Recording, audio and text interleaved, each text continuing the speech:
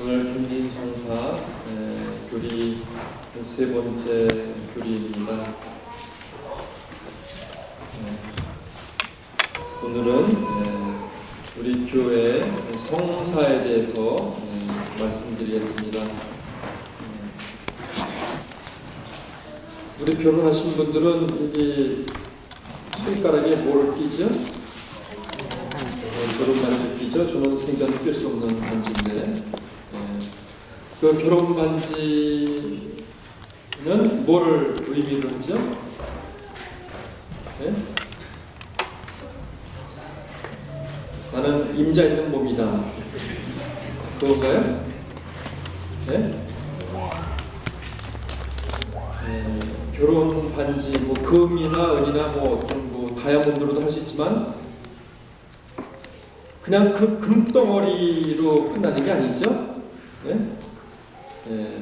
뭐 은이나 금이나 뭐 반지를 이렇게 동그랗게 만들어서 끼는데 단순히 어떤 금덩어리로 보지 않고 또 어떤 상징으로 봅니다. 물론 결혼한 의미가 있지만 그 결혼 반지는 무엇을 상징을 해요? 반지는 대부분 동그랗죠? 네모난 반지도 있을 수 있지만 끝이 있어요? 없어요? 동그란 것은 끝이 없어요. 그것은 영원한 사랑을 의미하는 겁니다. 영원한 사랑, 부부간의 영원한 사랑, 끝이 없는 그러한 영원한 사랑을 의미를 하는 거예요.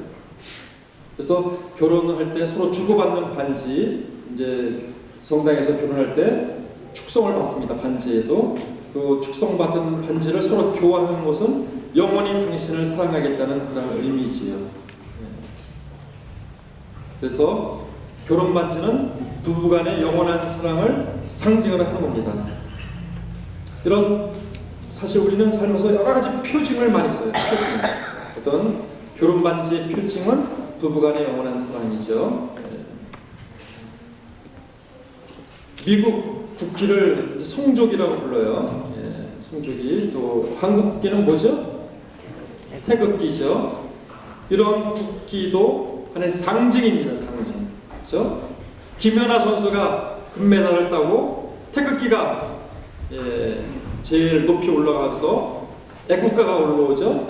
근데 김연아 선수는 어떻게 했어요? 국기 인사했죠? 국기에 대한 경례할 때 가슴에, 심장 쪽에 오른손을 대고 국기에 대해서 경례를 했습니다.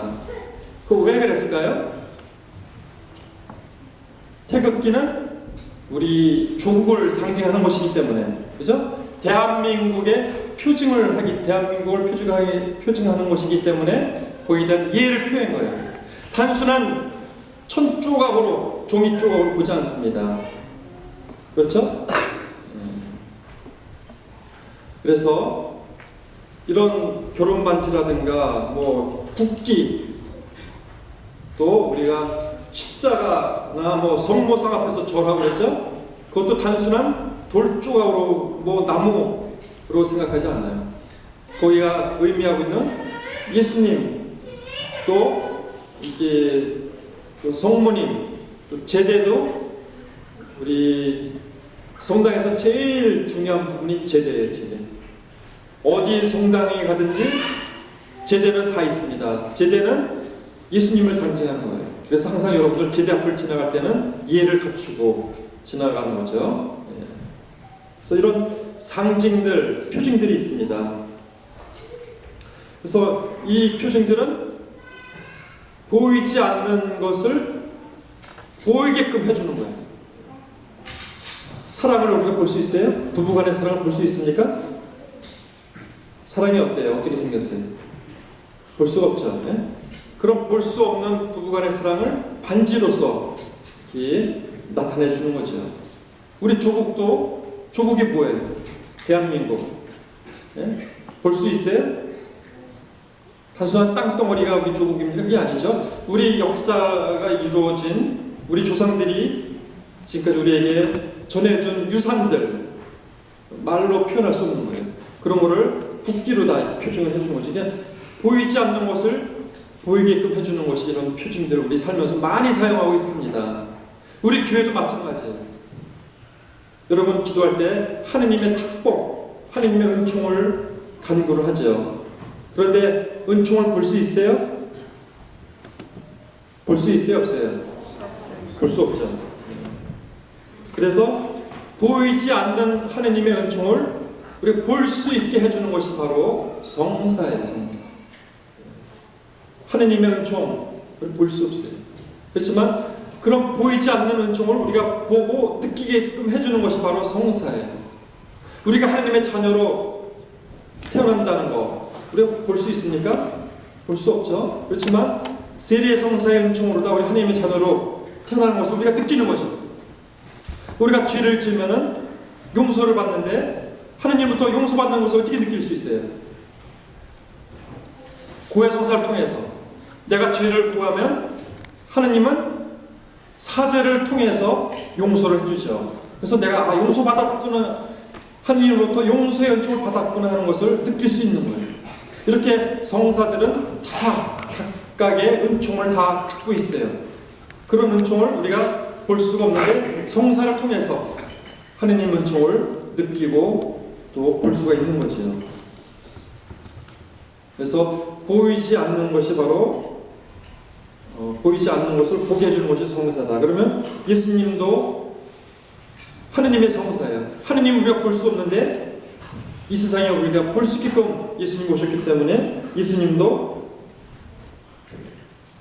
어떻게 보면 성사라고 말할 수 있어요. 하느님의 성사. 우리는 예수님을 통해서 하느님을 체험할 수 있죠. 또 교회도 마찬가지예요. 교회도 우리 예수님 지금 볼 수는 없어요. 예수님 본 사람 있어요? 본 사람 손 들어보세요. 봤다면 아마 저희 정신병원에 가 있어야 될 겁니다. 우리가 보이지 않는 예수님을 어떻게 볼 수 느끼는가? 교회를 통해서 미사 중이라든가 이런 여러 가지 전례 이런 거를 통해서 예수님을 볼 수 있고 만날 수 있어요. 그래서 교회도 예수님의 성사라고 말 수 있죠. 그래서 예수님은 이 교회, 이 세상에 당신의 교회를 세우셨어요. 왜? 우리와 함께 하시기 위해서. 그래서 우리는 예수님의 교회, 주님의 교회를 다니고 그 교회를 통해서 예수님을 만나고 볼 수 있죠. 그리고 예수님은 특별히 당신 교회 안에 7가지 성사를 세우셨어요. 그걸 뭐라 그래요? 7가지 성사, 칠성사이다. 네? 칠성사이다. 칠성사가 좀 몇 개예요? 네, 6개죠. 잘하시네. 세례하고 견진, 성체성사. 이걸 입문성사라고 말합니다. 이게 천주교에 처음에 들어오면서 받게 되는 성사가 바로 세례, 견진, 성체성사. 그리고 우리가 죄를 지을 때마다 용서받는 고해성사. 또 우리가 아프면 그 사제가 가서 기도해주고 기름을 바르는 예식이 있어요. 힘과 용기를 주는 병자성사. 그리고 또 결혼할 때 받는 성사 혼인성사. 그리고 이런 성사를 집존할 수 있는 성직자를 만드는 성사가 성품성사, 신품성사라고 하는데 성품성사. 이 7가지 성사, 7성사죠. 그런데 이 7성사 중에 일생에 딱 한 번밖에 못 받는 성사가 있어요. 뭘까요? 세례와 견진과 신부되는 성품성사. 이 3가지는 일생에 딱 한 번밖에 못 받아요. 결혼도 딱 한 번밖에 못 하는데, 그죠? 근데 2번 할 수 있어요. 남편이나 아내가 죽으면 2번 받을 수 있어요. 그죠? 그런데 모든 건 다 반복할 수 있어요. 이제 병자